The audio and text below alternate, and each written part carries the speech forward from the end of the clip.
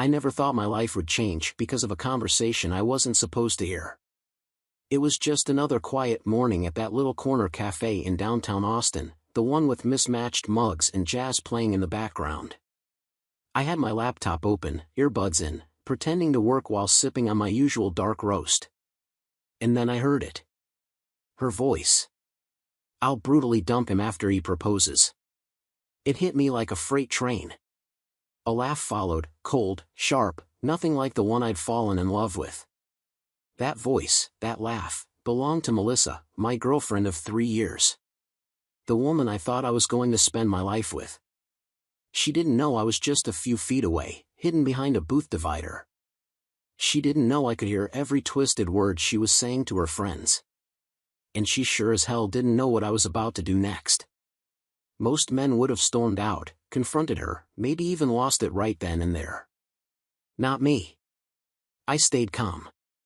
Because while she thought she was writing the script to her perfect little revenge story, she had no idea I'd already started writing the ending. If this story hit home, drop a 1 in the comments. Let me know, would you have stayed quiet like me, or exploded right there in the cafe? Don't forget to like, subscribe, and share this channel with someone who needs to hear this. Thank you for watching. 3 years ago, I met Melissa on a rainy Sunday afternoon at a friend's engagement party. She was standing near the patio, drenched but laughing like the storm had no business ruining her mood. That laugh, the real one, not the one I'd hear later, was the first thing that pulled me in. By the end of the night, we were trading stories over cheap wine and worn-out jazz records. Within months, we were inseparable. Sunday morning pancakes, spontaneous weekend road trips, shared playlists, inside jokes. Our life together wasn't flashy, but it felt real. Solid. Like the kind of love people spend a lifetime trying to find. I was a software engineer with a quiet life in Austin, content with my routine, and somehow she made everything brighter. She filled the space I didn't even know was empty. Over time, our relationship became a rhythm, one I didn't question. We moved in together after a year and a half, decorated the apartment with mismatched furniture and little photo frames from our travels. Melissa had a way of making things feel like home. She'd hum while brushing her teeth, leave little notes on the fridge, and talk endlessly about the future. Marriage came up more often than not. She'd leave her phone open to engagement ring designs or casually mention venues she saw on Instagram. Once, she showed me a photo of a princess-cut ring from a boutique downtown and said, "If you ever propose, something like this wouldn't be a bad idea." I'd laugh it off, but truth be told, I'd already been thinking about it. Lucendi, the cozy Italian restaurant where we had our first official date, was her favorite place in the city. She used to say it felt like a hidden gem, even though it was just a few blocks from our apartment. For our upcoming anniversary, I'd already made a reservation there. In my mind, it was the perfect setting to propose. Nothing extravagant, just heartfelt. The ring was picked out, plans were set. I was ready to take that next step, to commit to a future I believed we both wanted. I truly thought I was building something real with her, something lasting. And maybe that's the cruelest part of all. I wasn't just in love with her. I trusted her. I believed in us. And while I was preparing to get down on one knee, Melissa was preparing something else entirely, something colder, sharper, and far more devastating than I could have ever imagined. That morning at the cafe started like any other. I had my laptop open, pretending to focus on code, earbuds in but not playing anything, just needing a bit of background noise while sorting through emails. The smell of roasted beans and old wood filled the air, comforting in its familiarity. That place had become a routine stop for me, a quiet corner of my day where the world slowed down. I had no idea it would become the place where my entire reality unraveled. I remember the moment I heard her laugh. It was sharper than usual, more forced, almost smug. I glanced up, and my stomach tightened. Melissa was there, just a few feet behind me, tucked into the booth next to mine with her 2 closest friends, Sierra and Paige. They didn't see me, the booth divider gave me just enough cover, but I could see them clearly through the mirror on the opposite wall. I almost stood up to say hi. Almost. Then I heard my name. "So, you're really going to go through with it?" Sierra asked, her voice low but not nearly low enough. Melissa smirked and took a sip of her iced latte. "Of course. David's so predictable. He's been Googling ring styles. I checked his browser history last week. He's basically already proposed in his head." Sierra and Paige burst out laughing, and my heart sank before I could fully understand why. "But 3 years, Melissa?" Paige said, sounding almost concerned. "That's a long con." Melissa shrugged, her voice calm, deliberate, cutting. "Please. The apartment's in his name. I've barely paid for anything since we moved in. And Eric's place makes this one look like a shoebox. Have you seen his Tesla? His kitchen? I mean, come on." I felt something cold spread through my chest, something heavy and unfamiliar. My breathing slowed, but my fingers gripped the table edge so tightly I could feel my knuckles locking. Melissa leaned forward, her voice dropping into a whisper, but I heard every word. "I'm going to let him do it. The whole thing. He'll get on one knee, give his little heartfelt speech, maybe even cry. And I'll just laugh. In his face. Right there, in front of everyone. Then I'll tell him I've been with Eric for months. Eric already booked our weekend trip for Cabo. We leave the next day." Sierra clinked her spoon against her glass and said, "You're evil." "I love it." Paige giggled nervously. "What about his friends? Your mutuals?" Melissa rolled her eyes. "They'll get over it. Most of them were his friends first anyway. I've already been hanging out with Eric's crowd, better parties, better connections. Honestly, David's sweet, but he's basic. He still wears a Timex in 2025. That's all you need to know." I sat there in silence, holding myself together like my bones were made of glass. Every word she said chipped away at the life I thought we shared. It wasn't just cheating. It was mockery. A performance. A carefully rehearsed act designed to humiliate me. She didn't just fall out of love, she planned to make me her punchline. My stomach turned as I imagined myself standing in that restaurant, ring in hand, eyes full of love, while she laughed in mine. I wanted to scream, to stand up and call her out in that moment. But I didn't. Instead, I reached into my backpack and opened my phone camera. Quietly, without drawing attention, I hit record. Every cruel word, every shallow giggle, every plan for betrayal, I captured it all. When they got up to leave, I stayed frozen, watching them through the glass as they walked to her car, still laughing, still oblivious. Melissa kissed her fingers and waved to her friends before driving off. I sat there for what felt like an hour. My coffee had gone cold. My body felt numb. But my mind was already moving. The heartbreak hadn't settled yet. The humiliation hadn't even begun to burn. But somewhere beneath the wreckage of my emotions, something else started to take root. Not revenge exactly, just clarity. A kind of razor-sharp stillness. I realized then that I didn't need to shout or break or crumble. I just needed to wait. To watch. And to plan. Because if she wanted to put on a show, she had no idea what kind of ending I was about to write for her. That night, when Melissa walked through the door with her usual smile and that casual, airy voice asking how my day had been, I looked her straight in the eyes and smiled back. "Busy, but good," I said, pulling her in for a kiss she didn't deserve. She had no clue what I'd heard just hours earlier. No idea that the man standing in front of her wasn't heartbroken, he was focused. I knew then I couldn't confront her right away. Not yet. This wasn't just about betrayal anymore, it was about making sure I had every piece of evidence before I pulled the rug out from under her. So I got to work. Quietly. Methodically. Over the next few days, I began collecting everything. I started with her phone. She always left it lying around when she showered, and I never gave her a reason to suspect I'd go through it. I didn't need to snoop too far. Messages with Sierra and Paige were riddled with smug comments about how easy I was to manipulate, how she had me wrapped around her finger, and how Eric was just so much more exciting. But it was her chats with Eric that gave me everything I needed. Photos, flirty messages, plans for secret dinners, and, most insulting of all, a selfie of them in my hoodie, cuddled on what looked like his couch. That same hoodie I bought on our trip to Denver. The same one she used to say made her feel safe. My blood boiled, but I held it in. I took screenshots of everything. Uploaded them to a secure cloud folder.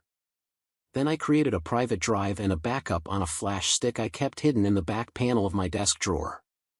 No detail escaped me, not even the geotags on their pictures.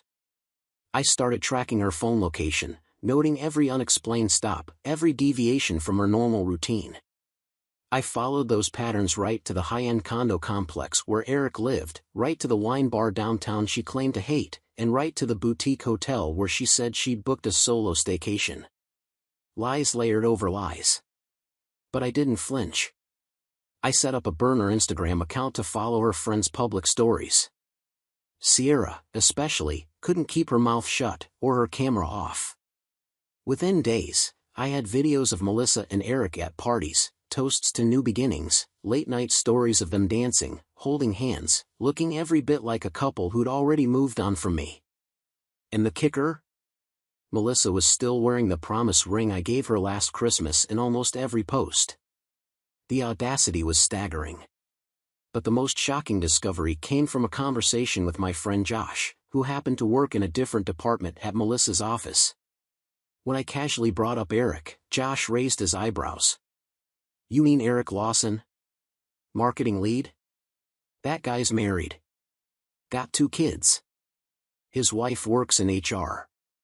I almost laughed. Melissa was planning her fairy tale escape with a man who was playing her just as hard as she was playing me. It was poetic in a way. She thought she was the puppet master. She didn't realize she was just another string in someone else's tangled web. I kept my act perfect. I started being even more affectionate, more attentive. I asked her about her day, cooked dinner more often, even talked about future travel plans and hinted at big surprises coming soon. She ate it up. Every little lie she told me was matched by a performance I gave right back. Meanwhile, I was unraveling every connection we had behind the scenes. I closed our joint savings account, split my direct deposits, rerouted bills to my name only. Anything she thought she'd secured financially was slipping right out of her reach, and she didn't even know it yet. The contrast between us was striking. She strutted around with her smug little secrets, convinced she was untouchable. I walked beside her with quiet intensity, my every move calculated. She thought I was falling deeper in love. I was counting down the days. And in those moments when she leaned against me on the couch or smiled at me across the dinner table, I didn't see a woman I loved anymore. I saw a performance. A fading act. And soon, the final curtain would fall on her script, not mine. It was sometime around midnight when I found the final thread that pulled everything apart. Melissa had fallen asleep on the couch, half a glass of wine still on the table, her phone screen lighting up occasionally with group chat notifications. I wasn't looking for anything new, I already had more than enough proof. But curiosity pulled me in one last time, and this time, I dug deeper.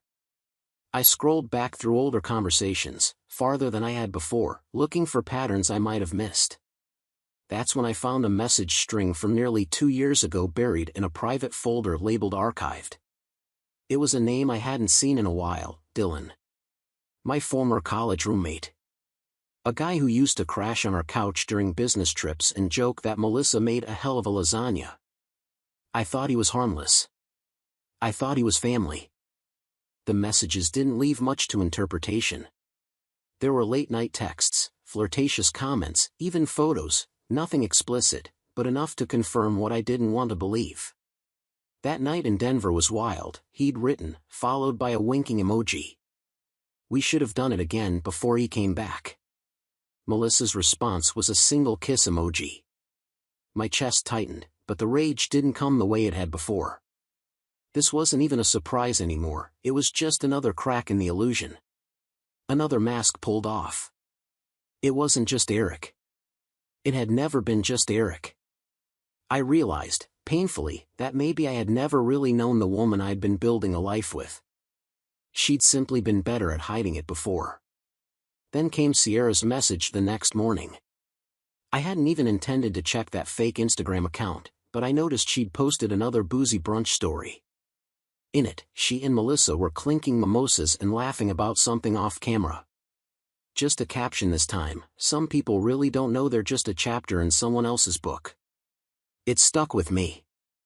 I clicked on Sierra's stories from the past week and caught a quick flash of a text thread where Melissa had written, "David's just like Dylan, too trusting, too easy."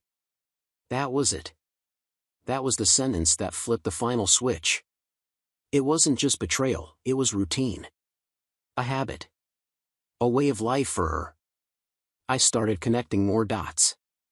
My gut had already suspected she and Eric had been planning something bigger than just a fling. But what I discovered next made it crystal clear.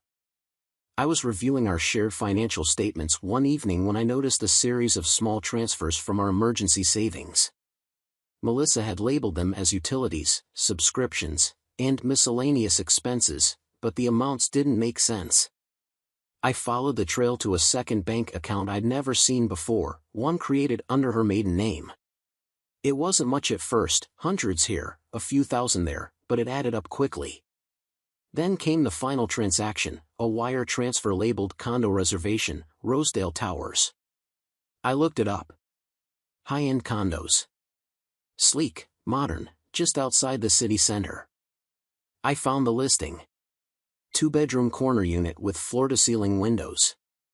Melissa's dream aesthetic. And the reservation had been made under both her name and Eric's. They'd been planning to move in together, on my dime. All those talks about wanting to save more for our future, all those nights she told me she was stressed about money, all the guilt trips she gave me about ordering takeout too often, they were all part of the scam. She was siphoning our savings to start a new life with someone else. But what she didn't know was that I'd already beaten her to the punch. I'd quietly drained our joint account weeks ago, opened a new one in my name only, and redirected my paychecks. Everything that was mine was already secure. The condo deposit?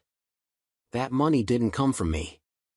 It came from her share of the account, the one I left untouched on purpose, so she wouldn't notice the switch. She thought she was playing me.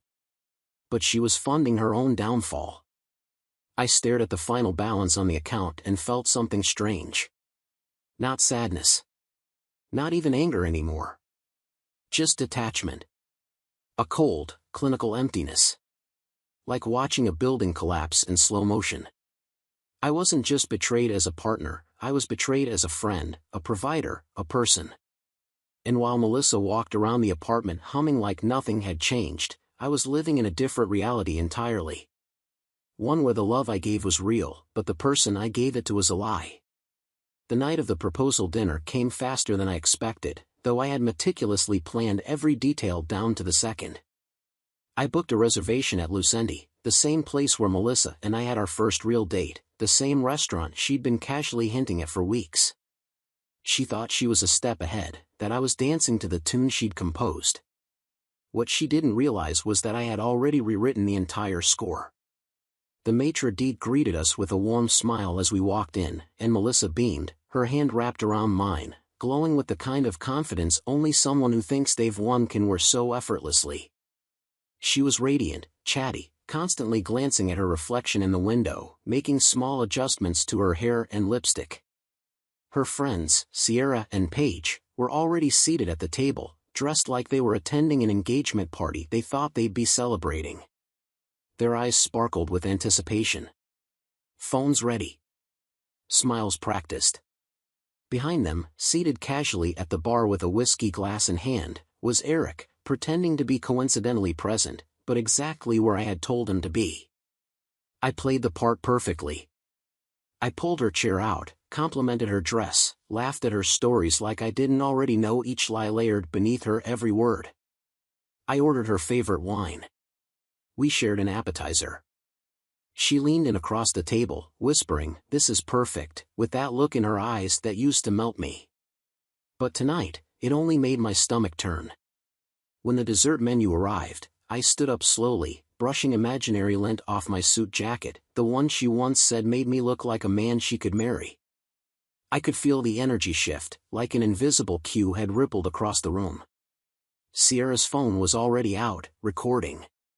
Melissa sat straighter, her hands folding delicately in her lap, waiting for the ring, the speech, the moment she could flip the scene and crush me with her performance. I raised my wine glass and smiled. "I'd like to make a toast," I said, loud enough for the nearby tables to hear. Melissa's eyes widened slightly, her friends grinned. The room leaned in, quietly anticipating. To Melissa, I continued, pausing just long enough to let her smile stretch. "Who's taught me so much about love and betrayal?" Her smile faltered. A flicker of confusion. "To the woman who's spent 3 years pretending, while planning to humiliate me for sport." I reached into my pocket and pulled out my phone. The screen lit up with the familiar audio recording I had saved weeks ago. I pressed play. Melissa's own voice echoed through the restaurant speakers. "I'll brutally dump him after he proposes. Eric already booked our trip for the weekend." The words hung in the air like shattered glass. The room froze. Gasps, whispers, a sharp clatter of silverware on ceramic. Melissa's face turned ghost white, her mouth opening, then closing, completely lost for words. Sierra's hand lowered slowly, her phone still recording but now trembling. Paige looked like she wanted to disappear beneath the tablecloth. I looked directly at Melissa, calm, steady, unblinking. "You thought you were playing the role of a lifetime," I said, "but you were just rehearsing for your own downfall." Before she could speak, I turned to Eric, who had gone pale at the bar, his drink now untouched. "And Eric," I added, "maybe next time, you should tell your mistress that you're still married, and that your wife works in HR at your company." That's when Ava, Eric's wife, stepped forward from the entrance, composed and striking in a dark green dress. "Hello, Melissa," she said smoothly. "Nice to finally meet the woman who's been sleeping with my husband." The entire restaurant was silent. All eyes were locked on the unfolding chaos. Melissa stood abruptly, her chair scraping against the floor, knocking over her wine glass in the process. "You set me up," she shouted, eyes blazing. "You ruined everything." I stared at her for a long moment. "No," I said calmly. "You ruined everything. I just gave the audience a front row seat." Sierra grabbed her purse and bolted, Paige followed, stumbling over her heels. Eric tried to leave, but Ava blocked his path with a cold glare. I turned my back to them all and walked away slowly, the sounds of Melissa's meltdown trailing behind me like distant thunder. By the time the dinner fallout reached its peak, I was already halfway home, driving in silence with the windows down, letting the cool night air wash away the last remnants of what used to be my life. I didn't need to see the rest of the chaos unfold to know what would come next. Some things unravel on their own when the lies are exposed in daylight. The next morning, my phone buzzed nonstop, texts, missed calls, screenshots, voice notes. The video of Melissa's meltdown at Lucendi had already made its way into our friend circles, thanks to Sierra's still recording phone that captured her own horrified reaction right along with Melissa's breakdown. It didn't take long before the full story came out, the recording, the affair, the secret condo, everything. People love a good scandal, but what really struck a nerve wasn't the drama, it was the precision. The way the trap had been set, the calm way it had all been laid bare. It didn't look like revenge. It looked like justice. Melissa tried to get ahead of it, of course. She spun her own version, told anyone who would listen that I had been cold, emotionally distant, that I orchestrated the whole thing because I couldn't handle rejection. But screenshots are hard to argue with. So are timestamps, recordings, and receipts. Every lie she told was met with a digital counterpunch. No one bought it. Not even her closest friends. Paige blocked her within a day. Sierra deleted every photo they'd ever taken together from her feed and posted a vague caption about cutting out toxic people. The girl who once prided herself on having the perfect life and a flawless social circle now found herself shut out, dismissed, and completely alone. The condo deal collapsed. Without the rest of the deposit, money she thought she'd pull from our account, it was canceled within 48 hours. The agency didn't refund her portion. Eric tried to salvage the mess, but Ava wasn't playing games. She filed for divorce immediately, submitted every piece of evidence I'd provided, and tore through him in court like a storm. By the end of the month, Eric had lost half his assets, his kids, and his reputation at work. HR opened a full internal investigation. He was terminated within a week. The relationship he gave up everything for crumbled faster than either of them expected, and when the dust settled, neither had anything left to hold on to. As for Melissa, she lost more than her job. Her social credibility vanished, her friends vanished, her plans, her pride, all dissolved under the weight of her own manipulation. I heard from a mutual friend that her parents, once proud of their daughter's charm and poise, could barely look at her. Her mother was seen crying outside their church after someone brought up the dinner video. Her father reportedly told a colleague, "I didn't raise her to become this." It's funny how quickly the people who once put you on a pedestal step away when they finally see the cracks. Meanwhile, I moved into a new apartment on the other side of the city. It's smaller, quieter, filled with morning sunlight and peace, something I hadn't realized I was craving until I tasted it again. The silence isn't empty anymore, it's healing. I've started picking up old habits again, reading late into the night, running at sunrise, playing guitar without feeling like someone's judging the way I sing. There's no one questioning my worth, no one watching me like a puppet they're waiting to cut loose. Just me, breathing in the quiet, rebuilding something real. Not because I need to prove anything. But because peace, real peace, doesn't come from revenge, it comes from finally closing a door you should have walked away from long ago. It's strange how clarity often comes in silence, in the quiet moments when there's no one to impress, no audience to perform for. In the weeks that followed, I found myself reflecting more than I ever had before, not just about Melissa, but about myself, about what I allowed, about what I mistook for love. I used to believe companionship meant constant presence, shared routines, overlapping lives. But solitude taught me something different, something deeper. It taught me that love isn't about who's around you when things are easy, it's about who sees you fully, even when you're not trying to be seen. It's about respect, not obligation. Safety, not convenience. I realized that in all those years with Melissa, I was trying to earn something that should have been given freely: basic decency, emotional honesty, real care. What I thought was partnership was just performance. What I called love was just my hope trying to fill the empty space she left every time she lied. Then came Samantha. We met at a mutual friend's housewarming. She's an architect, calm, grounded, sharp-witted in a quiet way. The kind of woman who doesn't need to dominate the room to own it. There was no pretense with her, no games, no tests to pass. She didn't ask about my job title or my salary. She asked about the last book I read. She asked what made me feel alive. She listened, not to reply, but to understand. I remember telling her one night over coffee, "I'm not used to this, someone just accepting me without trying to change me." She smiled, leaned back, and said, "That's because I don't need you to prove your worth. I just like who you already are." And in that moment, I knew. Healing doesn't come from forgetting the past. It comes from finally being seen by someone who values your truth more than your potential. If you discovered your partner was planning to humiliate you, would you confront them face to face in the moment, or would you quietly gather everything, wait for the perfect time, and let the truth speak for itself like I did? I'm curious, what would you have done? Let me know in the comments below.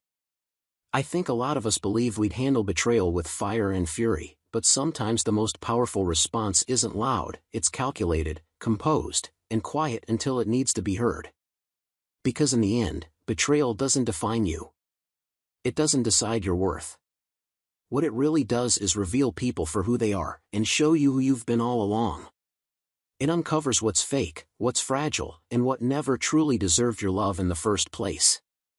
But most importantly, it gives you a choice. You can let it destroy you, hollow you out, turn you bitter, or you can let it sharpen you, teach you, rebuild you stronger than before. You can choose to crumble, or you can choose to rise. And believe me, there's nothing more satisfying than walking away, not with vengeance in your hands, but with peace in your heart. Because real strength isn't revenge. Real strength is healing.